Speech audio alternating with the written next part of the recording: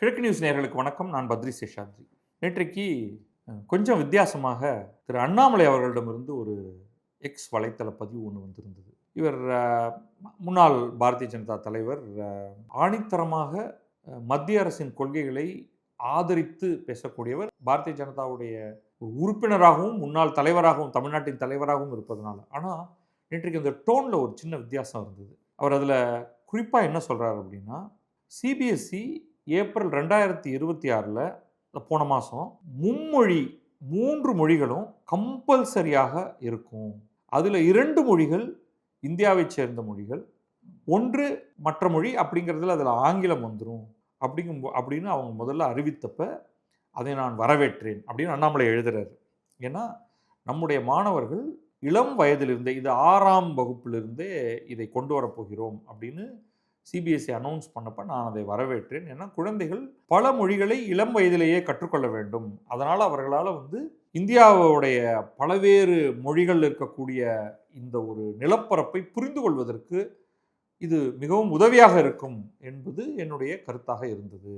ஆனால் அந்த நோட்டிஃபிகேஷன் வரும்பொழுதே அவங்க என்ன சொல்லியிருந்தாங்கன்னா, 9ஆம் வகுப்பு படிக்கும் மாணவர்களுக்கு 3வது மொழி என்பது இப்பொழுது அல்ல, 2029-30, அதாவது இப்பொழுதிலிருந்து 3 ஆண்டுகளுக்கு பிறகு அதை கட்டாயமாக்குவோம் அப்படின்னு அந்த நோட்டிஃபிகேஷனில் சொல்லியிருந்தாங்க. எப்படின்னா, இந்த வருடம் 6வதுக்கு வரும், அடுத்த வருடம் 7வதுக்கு, அப்படியே அந்த 6வதுலேருந்து 7வதுக்கு போவாங்க, 7வதுலேருந்து 8 போவாங்க, 8லிருந்து 9க்கு போகிறது 3 வருடம் கழித்து நடக்கும். அப்போ அது திடீரென்று அறிமுகப்படுத்தப்படாது, 3 ஆண்டுகளுக்கு பிறகு அறிமுகப்படுத்தப்படும்.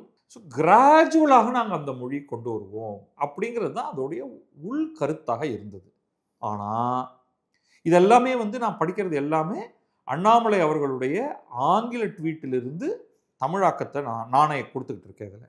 ஆனால் 15 மே 2026 அன்று சிபிஎஸ்இ இன்னொரு சர்க்குலரை அனுப்பியது, இன்னொரு நோட்டிஃபிகேஷனை எல்லா சிபிஎஸ்இ பள்ளிகளுக்கும் அனுப்பி, இந்த ஆண்டு முதலாகவே 3வது மொழி 9ஆம் வகுப்புக்கு கட்டாயமாக்கப்படுகிறது அப்படின்னு சொன்னது. ஏற்கனவே இப்போ இல்லை, 3 ஆண்டுகளுக்கு பிறகுதான் அதை 9ஆம் வகுப்பிலிருந்து அதை கட்டாயமாக்குகிறோம் என்று சொல்லிவிட்டு திடீரென்று ஒரு 40 நாள்களுக்குள்ள அதை மாற்றுகிறார்கள். இது பல பெற்றோர்களுக்கு ஒரு பயங்கர அதிர்ச்சியாக ஆகியுள்ளது, முக்கியமாக தமிழ்நாட்டை சேர்ந்தவர்களுக்கு. ஏன்னா 6ஆம் வகுப்பிலிருந்து ஆரம்பித்து கொஞ்சம் கொஞ்சமாக மாறி வரும் அப்படின்னு சொன்னதை திடீரென்று மாற்றுகிறோம் அப்படின்னு சொல்லும் பொழுது, 9ஆம் வகுப்பில் இருக்கக்கூடிய ஒரு மாணவர் புதிய மொழியை உடனடியாக கற்றுக்கொள்ள வேண்டியிருக்கும். அது மாணவர்களுக்கு கடும் அழுத்தத்தை தரும்.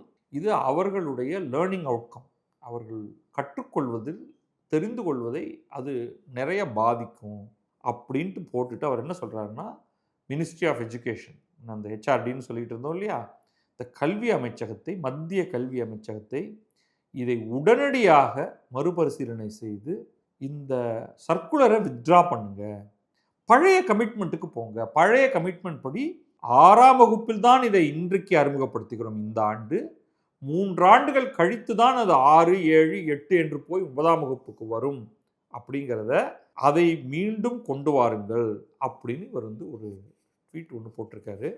இதில் மல்டிபிள் டிபார்ச்சர்ஸ் பார்க்குறோம். முதல்ல இது நியாயமான கோரிக்கை. சிபிஎஸ்இ இன்றைக்கு திடீரென்று ஏற்கனவே சொன்னதை மாற்றுவது என்பது சரியல்ல. ஏற்கனவே ஒரு பிரச்சனை இருந்து கொண்டிருக்கக்கூடிய தமிழகம் போன்ற ஒரு இடத்துல இந்த மாதிரியான ஒன்றை நீங்கள் கொண்டு வரும்பொழுது மக்கள் நிச்சயமாக, உங்களுக்கு ஏற்கனவே பாரதிய ஜனதாவுக்கு அப்படியே கூட ஃபுல்லாக நல்ல பேரை அள்ளி கொடுத்துருக்காங்க. ஏற்கனவே கெட்ட கெட்ட வார்த்தையால் பேசிகிட்டு இருக்காங்க, தாமரை டாஷ்லி மலராதுன்னா சொல்லிட்டு இருக்காங்க. இதுக்கு நடுவில் கொஞ்சம் கூட சென்சிட்டிவிட்டி இல்லாமல் இப்படி நீங்கள் ஒன்று பண்ணுறீங்களேங்கிற ஒரு ஆற்றாமையை வேற அவர் காமிக்கிறாரு. அவர் அதிகாரப்பூர்வமாகவும் இதை பற்றி பேச முடியாது. அவருக்கு ஒரு தனியான ஒரு சிறப்பு அதிகாரமெல்லாம் ஒன்றும் கொடுக்கல. இன்னும் மற்ற கட்சிகள் எல்லாம் வேற ஒரு சில அவங்கவுங்களுடைய சொந்த பிரச்சனைகளுக்குள்ள சுற்றிட்டு இருக்கிறதுனால இதை யாரும் ஹைலைட் பண்ணல. அதனால இவர் எல்லாருக்கும் முந்தி இவரே ஒரு ட்வீட் ஒன்று போட்டுட்டார். இதை கல்வி அமைச்சகம் இதை கையில் எடுக்குமா அப்படிங்கிறத பார்க்கறதுக்கு முன்னாடி சிபிஎஸ்சியோடைய அலங்கோலங்களை முதல்ல பார்த்துருவோம். இந்த அனௌன்ஸ்மெண்ட் அலங்கோலம் ஒன்று, இதை விட பெரிய அலங்கோலங்கள்லாம் அவங்க அரங்கேற்றிக்கிட்டு இருக்காங்க. இது எப்படின்னா சில நாட்களுக்கு முன்னால் தான் அவர்களுடைய ரிசல்ட் வர ஆரம்பிச்சது. அந்த ரிசல்ட் வந்தப்ப என்னுடைய உறவினர் பையன், ஒரு சின்ன பையனும் அவனும் எழுதியிருக்கான். அப்ப வீட்டில வந்து இதெல்லாம் பேசிட்டு இருக்கும்பொழுது அவங்க வந்து எங்களுடைய உறவினர் குழுக்குள்ள பேசினது வந்து பிசிக்ஸ் மார்க் ரொம்ப குறைஞ்சு போயிருச்சு. அதில ஏதோ ஒரு குழப்பம் நடந்திருக்கு. நான் நல்ல மார்க் வாங்கக்கூடிய பையன், மற்ற பரீட்சையிலலாம் நல்ல மார்க் வாங்குறோம். திடீர்னு பிசிக்ஸ்ல குறைஞ்சு போயிருக்கு. நெறைய பேரும் அத பத்தி வெளியில எழுதிட்டு இருக்காங்க. சோசியல் மீடியால எழுதிட்டு இருக்காங்க. நாங்க வந்து இத வந்து ரீவேல்யூவேஷன் பண்ண போறோம். அப்படிங்கிற மாதிரி பல மாணவர்கள் ரீவேல்யூவேஷனுக்கு போறாங்க அப்படிங்கிற மாதிரி தகவல் வந்தது. அப்ப இத ட்விட்டர்ல இதெல்லாம் நான் கொஞ்சம் பார்க்க ஆரம்பிச்சேன். என்னடா நடக்குது? தெரிஞ்சுக்கலாம் அப்படின்ட்டு. அப்போ வந்து ஒரு பையன், வேதாந்த் அப்படிங்கிற பையன். அது யாரோ அத வந்து ரீட்வீட் பண்ணி அது நமக்கு கண்ணுக்கு வருது. அந்த பையன் வந்து இதுக்குன்னே ஒரு ட்விட்டர் அக்கவுண்ட் ஆரம்பிச்சு, அந்த பையன் ஒரு டீட்டெயில்டா போடுறான். எனக்கு மார்க் வந்தது, அதிர்ச்சியா இருந்தது. அதனால நான் ரீவேல்யூவேஷனுக்கு போடுறேன். ரீவேல்யூவேஷன் போட்டா எனக்கு வந்து பிசிக்ஸ் மார்க் ஷீட் தராங்க. என்னுடைய ரோல் நம்பருக்கு எழுத்த மாதிரி அவங்க ஸ்டெப்ஸ் என்ன சொல்றாங்கன்னா, ஃபர்ஸ்ட் வந்து உங்களுடைய மார்க் ஷீட்ட நீங்க வாங்கி பாருங்க. அதுக்கு பணம் கட்டணும். நீங்க பணம் கட்டி மார்க் ஷீட்ட வாங்கணும். அதுவே வந்து உங்க ஹை ஃபீ போட்டாங்க. அதுக்கப்புறம் எல்லாரும் கால்னு சத்தம் போட்ட உடனே சரின்ட்டு அத கொஞ்சம் அந்த ரீவேல்யூவேஷனுக்கான மார்க் அதுக்கு எல்லாரும் கட்டிட்டாங்க பணத்த வேற. இல்ல நாங்க வந்து அந்த ஃபீய குறைச்சுக்கிறோம். மீதி பணத்த உங்களுக்கு தரோம். அது ஒரு இடத்துல 2 இடத்துல அவங்க வந்து குழப்படி பண்ணல. இப்படி ஒரு இதுவா? சரின்ட்டு உடனே மாணவர்கள் போய் ஆனா அந்த சைட் கிராஷ் ஆயிடுச்சு. எல்லாரும் ரீவேல்யூவேஷன் கேட்கறாங்களா? சைட்னால தாங்க முடியல. அதுக்கப்புறமா சைட்ட அப்படி இப்படி ஒக்க பண்ணி கொண்டு வந்தா, வேதாந்த் என்ன சொல்றாருன்னா, நான் போட்டேங்க. எனக்கு ஒரு மார்க் ஷீட் வந்தது. எடுத்து பார்த்தா என் கையெழுத்தே கிடையாது அது. யாரோ ஒருத்தரோட ஆன்சர் ஷீட்ட என்னுடைய ஆன்சர் ஷீட்ன்னு என்ட்ட குடுக்குறாங்க. இங்க பாருங்கன்னு அவர் ஃபோட்டோவ எடுத்து போடுறாரு. என்னுடைய மற்ற பேப்பர் எல்லாம் காமிக்கிறேன். இவங்க பிசிக்ஸ்ன்னு எனக்கு குடுத்திருக்கிறத பாருங்க. இங்கிலீஷ்ன்னு எனக்கு குடுத்திருக்கிறத பாருங்க. இத பார்த்தா இடிக்குது அப்படின்னு. உடனே நம்ம இணையத்தில என்ன நடக்கும்னா, அந்த சமூக வலைத்தளத்தில ஒருத்தர் ஒரு விஷயத்த போடுறாருன்னா, 4 பேர் வந்து அத கொஸ்டின் பண்ணுவாங்க. இந்த ஆளு இந்த பையன் பண்றது வந்து ஏதோ ஃப்ராடுத்தனமா இருக்கு. நேத்திக்கு தான் ட்விட்டர் அக்கவுண்டே ஓப்பன் பண்ணியிருக்கான். அதுக்கு அந்த பையன் பொறுமையா சொல்றான். நான் எப்போ ஓப்பன் பண்ணா என்னங்க? எனக்கு இதுக்கு முன்னாடி நான் சோசியல் மீடியால வர்றதுக்கான தேவையே இல்ல. நான் 12வது படிக்கிற பையங்க. நான் இத வந்திருக்கிறதே எனக்கு நடந்திருக்கிற ஒரு பிரச்சனைய வந்து வெளியில சொல்றதுக்காக தான். இன்னொருத்தர் வந்து இவருடைய ட்வீட் எடுத்து அவர் டெக்ஸ்ட் போடுறாரு இல்லையா? இவர் ட்வீட் எடுத்து நான் வந்து ஏஐல போட்டு பார்த்தேன். அது வந்து ஏஐ கம்போஸ் பண்ண ட்வீட்டா இருக்கு அப்படின்னு இன்னொருத்தர் இதுக்கு பதில் சொல்றாரு. அதுக்கு இந்த பையன் பொறுமையா பதில் சொல்றான். இதெல்லாம் நான் உட்கார்ந்து படிச்சுட்டு இருந்தேன். எப்பா அது ஏஐல பண்ணா என்ன? இதுவா இருந்தா என்ன? நான் ஒரு டென்ஷன்ல இருக்கேன். நான் எனக்கு தெரிஞ்ச விஷயங்கள போட்டு அழகா ட்வீட் எழுதணும்னு போட்டா, அது வந்து ஏஐல போட்டு எனக்கு அது கோர்வையா குடுக்குது. அவ்வளவுதானே தவிர இது என்னுடைய பிரச்சனைப்பா. இவங்கலாம் வந்து இவன் ஃபேக் ஐடி. இப்ப பொதுவா இன்னைக்கு வந்து யார நம்புறதுன்னே தெரியல இல்லையா? இது ஃபேக் ஐடி. இப்பொழுது இருக்கக்கூடிய ஆளும் பாரதிய ஜனதா கட்சியை திட்டுவதற்காக, நரேந்திர மோடியை திட்டுவதற்காக இந்த மாதிரிலாம் ஆல்டர்னேட் ஐடியில வந்து இப்படியெல்லாம் பொய் சொல்றாங்கன்ட்டு. கடைசியா சிபிஎஸ்இ வந்து செக் பண்ணி, அதுக்கப்புறம் சில பத்திரிகைகள்ல, சில இணைய செய்தியில, சில டிவிலலாம் வந்து இத பத்தி செய்தி வந்தது. அதுக்கு பிறகு சிபிஎஸ்இ இவர தொடர்பு கொண்டு அவங்க ஒத்துக்கிட்டாங்க. ஆமா, உனக்கான ஆன்சர் ஷீட் இல்லப்பா, தப்பு பண்ணிட்டோம் நாங்க அப்படின்னு சொல்லிட்டு, உடனே அந்த பையனே வந்து திருப்பி போட்டான். சிபிஎஸ்இ என்னை தொடர்பு கொண்டார்கள். தவறு நடந்திருப்பதை ஒப்புக்கொண்டார்கள். வேறு என்னுடைய மார்க் ஷீட்டை எனக்கு கொடுத்திருக்கிறார்கள். அப்படின்னு சொல்லிட்டு அந்த பையன் வந்து அதோட அமுத்தி விட்டான். இன்னொரு பொண்ணு அழுது. அது வந்து வீடியோ ஒண்ணு போடுது. பாருங்க இது என் பேப்பரே கிடையாது. இது வந்து ஒருத்தருக்கு நடக்கல. பலருக்கு நடந்திருக்கு. அதுதான் வந்து இப்ப பெரிய இஷ்யூவே அதுதான். இந்த ஆன் ஸ்கிரீன் மார்க்கிங் ஓஎஸ்எம் அப்படின்னு சொல்றாங்க. இது வந்து ஒரு புது டெக்னாலஜி அவங்க இன்ட்ரோடியூஸ் பண்ணியிருக்காங்க. இதுல இன்னும் நெறையா புலனாய்வுகள்லாம் நடந்துட்டு இருக்கு. அதற்குள்ள நான் ரொம்ப டீட்டெயில்க்குள்ள இப்ப போக விரும்பல. இந்த புலனாய்வு என்ன பண்றாங்கன்னா, இந்த ஆன் ஸ்கிரீன் மார்க்கிங்க பண்ற நிறுவனம் என்ன? அப்படின்னு அவங்க கண்டுபிடிச்சு, அது ஹைதராபாத்தை சேர்ந்த நிறுவனம். அந்த நிறுவனம் என்ன பண்ணியிருக்குன்னா, ஏற்கனவே இந்த மாதிரி கல்வி நிறுவனங்களுக்கு வெவ்வேறு பல்கலைக்கழகத்துக்கு வெவ்வேறு ஸ்டேட் போர்டுக்கெல்லாம் ஆன் ஸ்கிரீன் மார்க்கிங் தொழில்நுட்பத்த தந்து, அதுல சொதப்பி தெலுங்கானால சொதப்பியிருக்காங்க. ஹைதராபாத்தை சேர்ந்த நிறுவனம் முதல்ல தெலுங்கானா கவர்மெண்ட் கிட்ட தான் போயிருக்கு. அவங்க இத பயன்படுத்தி அதுல சொதப்பல் ஏற்பட்டு, இவங்கள வந்து சில இடங்கள்ல பார் பண்ணிட்டாங்க. நீங்க இவங்கள்ட்டேருந்து ஒரு தொழில்நுட்பத்தையும் வாங்கக்கூடாதுன்னு. ஸோ அவங்க கிளவரா பேர மாத்தி எப்படியோ சென்ட்ரல் கவர்மெண்ட்ல போய் உட்காந்துட்டாங்க. அப்ப சிபிஎஸ்சிக்கு அறிவு வேணும் இல்லையா? ஒருத்தன் வரான் டெண்டர் இதெல்லாம் டெண்டர் போட்டு தான் வந்திருக்கும். அவன் ஏதோ லோவஸ்ட் கோட்டுங்கிறதுனால எந்த மட்டி மடையன் வந்தாலும் அத எடுத்துக்கிறதா? இன்னைக்கு நம்ம நீட் பிரச்சனைய பத்தி பார்க்குறோம். அதுல வந்து ஏதோ ஒரு மொத்த மாணவர்கள்ல கொஞ்சம் பேர் தான் அந்த எக்ஸாமே எழுதப் போறாங்க. இது ஒட்டுமொத்தமா என்டையர் சிபிஎஸ்இ ஏகப்பட்ட பேர் எழுதியிருக்கிறதுல இவ்வளோ பெரிய குழப்பத்தை இவர்கள் ஏற்படுத்தியிருக்கிறார்கள். இன்னும் சில பேருக்கு ஃபோட்டோ காப்பி அவங்க மார்க் ஷீட்டோடைய ஃபோட்டோ காப்பி எடுத்தால் அது கிரெய்னியாக இருக்குது. நீங்கள் இமேஜ்னா நீங்கள் படிக்கணும் இல்லையா? அப்போ அது சரியாகவே ஸ்கேன் பண்ணப்படலை. இப்போ கேள்வி என்னென்னா, இவங்க பேப்பர் மாற்றம் எப்படி நடந்தது? இதுக்கான விளக்கத்தை சிபிஎஸ்இ சொல்லணும். இப்போ சிபிஎஸ்இ என்ன பண்ணிட்டாங்க, அவங்க சைட் எல்லாத்தையும் புல் டவுன் பண்ணி கீழே வச்சுட்டாங்க. சரி, இதுதான் குழப்பம்னு நினைக்கிறீங்களா? இல்லை, இதுக்கும் மேலே ஒரு குழப்பம் இருக்குது. இந்த குழப்பம்லாம் நடக்கும்போது நிசர்க் அப்படின்னு ஒரு பையன், நிசர்க் அதிகாரி அப்படின்னு நினைக்கிற அந்த பையனோட பேர், அவனே ஒரு சின்ன பையன், 19 வயசு தான். அவன் என்ன பண்ணிட்டான், இந்த ஆன் ஸ்க்ரீன் மார்க்கிங் போர்ட்டல் அப்படின்னு சிபிஎஸ்இ இந்த அதில் தான் இந்த கூத்தெல்லாம் நடந்துகிட்டு இருக்கு. அந்த போர்ட்டலை அவன் வந்து பிப்ரவரியில் அவன் என்ன பண்ணியிருக்கான், அதை ஹேக் பண்ண ட்ரை பண்ணியிருக்கான். ஹேக் பண்ணுறதுனா என்ன, எத்திக்கல் ஹேக்கிங்னு. அந்த சைட்டுக்குள்ளே உள்ளே போக முடியுமா அப்படின்ட்டு, வல்னரபிலிட்டிஸ் அப்படின்னு சொல்லுவோம். விஏபிடி அப்படின்னா வல்னரபிலிட்டி அசஸ்மெண்ட் எல்லாம் பண்ணுறதுக்கு டெஸ்ட் எல்லாம் இருக்குது. இன்றைக்கி நீங்கள் ஒரு வெப்சைட் பண்ணுறீங்க, அது ரொம்ப ரொம்ப முக்கியத்துவம் வாய்ந்தது, கிட்டத்தட்ட பேங்க் போன்றது. இவன் என்ன பண்ணியிருக்கான், அதை வந்து ஹேக் பண்ண ட்ரை பண்ணியிருக்கான். அதில் என்ன வல்னரபிலிட்டி இருக்குன்னு பார்க்குறதுக்கு. நிறைய பேர் இதெல்லாம் பண்ணுவாங்க. அப்படி பண்ணும்பொழுது பார்த்தா ஒரு லிட்டனி ஆஃப் ப்ராப்ளம்ஸ், ஒரு 10 ப்ராப்ளம் வருது. நிறைய ப்ராப்ளம் வருது. அதெல்லாம் நான் என்னென்னு சிலது சொல்ல போகிறேன்னா, உடனே அவன் என்ன பண்ணியிருக்கான், அதை போய் அவன் மத்திய அரசோடைய சர்ட் இன் அப்படின்னு ஒரு அமைப்பு இருக்குது, அவங்கள போய் ரீச் பண்ணி, அப்பா இது இந்த சைட் ரொம்ப முக்கியமானது, இது பிப்ரவரி எக்ஸாமே இனிமேல் தான் வரப்போகுது, இனிமேல் தான் மாணவர்கள் எக்ஸாம் எழுத போகிறாங்க, அதுக்கப்புறமா அந்த எக்ஸாம் திருத்தப்பட போகுது, அந்த எக்ஸாம் திருத்தல தான் இவ்வளோ பிரச்சனை வந்திருக்கு. ஸோ அவங்க வந்து இதில் இருக்கக்கூடிய அந்த ப்ராப்ளத்தெல்லாம் சொல்லி இதை சரிப்படுத்துங்க அப்படின்னு சொன்னால் அவங்க சரிப்படுத்தவே இல்லை. என்னென்ன பிரச்சனை அப்படிங்கிறத சொல்கிறேன்னா, அப்படி என்ன பிரச்சனை இது இந்த சைட்டில் இருக்குது அப்படின்னு பார்த்தீங்கன்னா, நம்பர் 1 மாஸ்டர் பாஸ்வேர்டு. நீங்கள் அந்த கோடை அந்த அந்த வெப்சைட்டோட கோடை ஓப்பன் பண்ணிங்கன்னா உங்களுக்கு அதோடைய மாஸ்டர் பாஸ்வேர்டே தெரிஞ்சிருது. இது பயங்கரமான வயலேஷன். அடுத்தது வந்து 2 ஃபேக்டர் ஆத்தென்டிகேஷன் சொல்லுவோம். உங்களுக்கு தெரியும் இல்லையா? இப்போ நீங்கள் உங்கள் வங்கி கணக்குக்குள்ளே நுழைய போகிறீங்க, அப்போ நீங்கள் யூசர் ஐடி பாஸ்வேர்ட் போட்டாலும் 2 ஃபேக்டர் ஆத்தென்டிகேஷனுங்கிறத ஓப்பன் பண்ணியிருந்தீங்கன்னா உங்களுக்கு அதுக்கு மேலே ஒரு ஓடிபி ஒன்று வரும். அதாவது ஒரு சைட்டுக்குள்ளே லாகின் பண்ணுறதுக்கு வெறும் ஒரு லெவல் செக்யூரிட்டி இல்லை, 2 லெவல் செக்யூரிட்டி. அப்போ யாராவது வந்து உங்கள் பாஸ்வேர்டு லீக் ஆகிருந்தாலும் உள்ளே போக முடியாது. உங்கள் பாஸ்வேர்டும் தெரியணும், உங்கள் மொபைல் ஃபோனும் அவங்க கையில் இருக்கணும், அல்லது வேறு ஏதாவது இன்னொரு டேட்டாவும் தேவைப்படும், அது உங்கள் தம்ப் இம்ப்ரெஷனாக இருக்கணும், அந்த மாதிரிலாம் இருக்குது. அதை உடைக்க முடியுது இந்த சைட்டில். ஃபஸ்ட்டு மாஸ்டர் பாஸ்வேர்டு கிடச்சிருது, 2வது 2 ஃபேக்டர் ஆத்தென்டிகேஷனை உடைக்க முடியுது, 3வது டம்மி வேல்யூஸ் எல்லாம் கொடுத்து உங்களுடைய இன்டர்னல் அப்ளிகேஷனை கம்ப்ளீட்டாக ஓப்பன் பண்ண முடியுது. டேஷ்போர்டு அப்படின்னு சொல்லுவோம். இப்போ நீங்கள் என்ன பண்ணலாம், நீங்கள் வந்து not only as a user நீங்கள் உங்கள் மார்க்கை மட்டும் பார்க்க முடியாது, நீங்கள் எல்லாருடைய மார்க்கையும் பார்க்கலாம், அதுவே ஒரு வயலேஷன். அதையும் தாண்டி நீங்கள் எவாலுவேட்டரா இப்போ வந்து எப்படி என்ன ஐடியா இதுலன்னா, எல்லா மாணவர்களுடைய எக்ஸாம் பேப்பரையும் எடுத்து அதை ஸ்கேன் பண்ணிடுறாங்க, ஸ்கேன் பண்ணி அதை அப்லோட் பண்ணிடுறாங்க. அப்லோட் பண்ணிவிட்டு ஒரு சில டீச்சர்ஸ் இருக்காங்க இல்லையா, எவாலுவேட்டர்ஸ், அந்த டீச்சர்ஸை செலக்ட் பண்ணி அந்த டீச்சர்ஸை ரீச் பண்ணி உங்களுக்கு என்னென்ன பேப்பர் அலோகேட் பண்ணியிருக்கோம் நீங்கள் திருத்துங்க.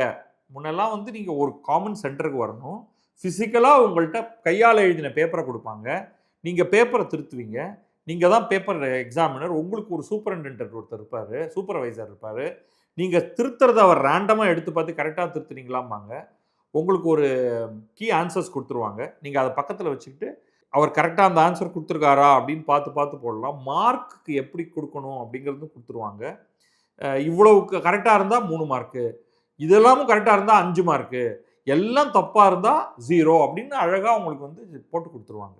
இன்றைக்கி என்னென்னா அதை யாருமே நேரில் வர வேண்டாம், அதுதான் ஆன் ஸ்க்ரீன் மார்க்கிங் அப்படிங்கிறது. நீங்கள் உட்காந்துப்பீங்க உங்கள் வீட்டில், நீங்கள் லாகின் பண்ணுவீங்க, லாகின் பண்ண உடனே ஆன்லைன்லேயே நீங்கள் மார்க் போட்டு சேவ் பண்ணிவிடுவீங்க, அடுத்த பேப்பர் எடுப்பீங்க நீங்கள் எக்ஸாமினராக இருந்தால். இப்போ இந்த வெப்சைட்டில் நீங்கள் ஹேக் பண்ணி நீங்கள் எக்ஸாமினர் ஆக நீங்கள் எடுத்தீங்கன்னா என்ன பண்ணலாம், ஏற்கனவே திருத்தி இருக்கக்கூடிய ஒரு பேப்பர் எடுத்து அவன் 100க்கு 20 மார்க் வாங்கியிருந்தால் நீங்கள் அதை வந்து அங்கங்கே எல்லாத்தையும் திருப்பி திருத்தல் மாதிரி பண்ணி 10 மார்க் எக்ஸ்ட்ராவாக போட்டு 100க்கு 80ன்னு மாற்றலாம் இல்லையா? அதை பண்ண முடியும் அப்படின்னு இந்த பையன் காமிச்சிருக்கான். காமிச்சு கொடுத்தது இவங்க கவலையே படலை. அப்புறமா வந்து சேஞ்ச் பாஸ்வேர்டுங்கிற ஒரு ஃபீச்சர் உங்களுக்கு தெரியும், இதெல்லாம் வெப்சைட் பயன்படுத்துகிறவங்க எல்லாருக்குமே தெரியும். நீங்கள் என்ன பண்ணலான்னா ஒரு பாஸ்வேர்டை மாற்றணும் அப்படின்னா ஃபஸ்ட்டு அது என்ன கேட்கும், பழைய பாஸ்வேர்டை முதல்ல போடு அப்படிங்கும். நீங்கள் பழைய பாஸ்வேர்ட் போட்டதுக்கப்புறமா புது பாஸ்வேர்டை போடு, இந்த புது பாஸ்வேர்டு பழைய பாஸ்வேர்டாக இருக்கக்கூடாது. சில பேர்லாம் ரொம்ப ஸ்ட்ரிக்டாக போய் பழைய 3 பாஸ்வேர்டாக இருக்கக்கூடாது. போன பாஸ்வேர்டு, அதுக்கு பாஸ்வேர்டு, அதுக்கு பாஸ்வேர்டையும் எடுத்துக்காது. புத்தம் புதுசாக ஒரு பாஸ்வேர்டு போடணும். இது எதுவுமே தேவையில்லாமல் சேஞ்ச் பாஸ்வேர்டுங்கிறத அடித்து உங்கள் இஷ்டத்துக்கு நீங்கள் ஒரு பாஸ்வேர்ட் போட்டுக்கலாம். இப்படி நீங்கள் வந்து எந்த யூசராக வேணாலும் ஆகி எக்ஸாம் மார்க்ஸை மாற்றலாம். இப்படி இது வெறும் ஒரு 5 தான். இதை தவிர இந்த பையன் வந்து இன்னும் நிறையா ப்ராப்ளம் பண்ணியிருக்கான். ப்ராப்ளம் சால்வே ஆகலைன்னொடனே அவன் ஒரு பிளாக் போஸ்ட்டே போட்டுட்டு அதுக்கு லிங்க் கொடுத்துருக்கான். இதை வந்து இது ஓகே, இது சும்மா யாரோ சின்ன பையன் அப்படின்னு நினைக்காதீங்க. ஒரு சீனியர் இப்போ யூஎஸில் இருக்கக்கூடிய வெஞ்சர் இன்வெஸ்டர் விசி, இந்த தொழில்நுட்ப பின்னணியில் வரவர், அவர் வந்து இதை பற்றி எழுதுறாரு. இதை பார்த்துட்டு இது வந்து ரொம்ப ரொம்ப முக்கியமான ஒரு விஷயங்க. இது எவ்வளோ அவன் ரெஸ்பான்சிபிளாக அவன் வல்னரபிலிட்டியை கண்டுபிடிச்சிட்டு அவன் எழுதியிருக்கான். எழுதினதை இவங்க ஃபிக்ஸ் பண்ணுறது கூட வக்கில்லாமல் இருந்திருக்காங்க. திகிலாக இருக்குது. ஒரு 12 வருஷத்துக்கு முன்னாடி இதே எஜுகேஷன் சிஸ்டத்தை தான் நானும் வந்திருக்கேன் அப்படிங்கிறத இன்றைக்கி பார்த்தா இது வந்து இவ்வளோ கொடுமையாக இருக்குது. இதை வந்து 2 மில்லியன், அதாவது 20 லட்சத்துக்கு மேற்பட்ட மாணவர்கள் இதை எழுதுகிறாங்க. அதுக்கும் மேற்பட்டவர்கள் அப்படின்னு நினைக்கிறேன்னா, இவங்க வந்து யார் வேண்டுமானாலும் இதுக்குள்ளே லாகின் பண்ணி இன்றைக்கி வந்து சிஸ்டத்தை உடச்சி உள்ளே போகிற திறமை படைத்தவர்கள் எவ்வளோ பேர் இருக்காங்க. இப்போ நீட்டு மாதிரி ஒரு பரீட்சையில் எப்படியாவது கோடிக்கணக்கில் பணத்தை கொடுத்து அதை உடைச்சிட்டு உள்ளே போகிறதுக்கு 1000 பேர் இருக்காங்க திருடுறதுக்கு. இங்கே நீங்களே ஒரு வல்னரபிலிட்டியை வச்சு கொடுக்குறீங்களே, என்னையா நீங்கள் பண்ணுறீங்க? இத்தனைக்கும் வந்து சாஃப்ட்வேர் சூப்பர் பவர்னு சொல்லக்கூடிய ஒரு நாடு நம்ம. ஒரு நல்ல நிறுவனமாக பார்த்து ஒழுங்காக பணத்தை கொடுத்து நல்லபடியாக ஒரு வெப்சைட்டை உருவாக்குறதுக்கு வக்கில்லைன்னா நீங்கள்லாம் எதுக்காக சிபிஎஸ்சி நடத்துகிறீங்க அப்படிங்கிற ஒரு கேள்வி வரும். டெக்னாலஜியை பயன்படுத்தி தான் ஆகணுமா? சரி, டெக்னாலஜியை பயன்படுத்துகிறேன்னா அதில் இருக்கிற ஓட்டைகள் எல்லாம் கண்டுபிடிச்சியா? ஓட்டைகள் இல்லாமல் எழுதினியா? நீ எந்த நிறுவனத்துக்கிட்ட போய் இந்த கான்ட்ராக்டை கொடுத்த? இல்லை அதில் ஏதாவது கிக்பேக் வாங்கினியா, லஞ்சம் வாங்கினியா? இந்த மாதிரி கேள்விகள் கேட்பாங்களா இல்லையா நாட்டு மக்கள்? இது என்ன? அந்த பையன் பாவம், அந்த பையன் எழுதுகிறான், இந்த ஃபிசிக்ஸ் மார்க்னால எனக்கு வந்து 75 அந்த மினிமம் கட் ஆஃப் வரல எனக்கு.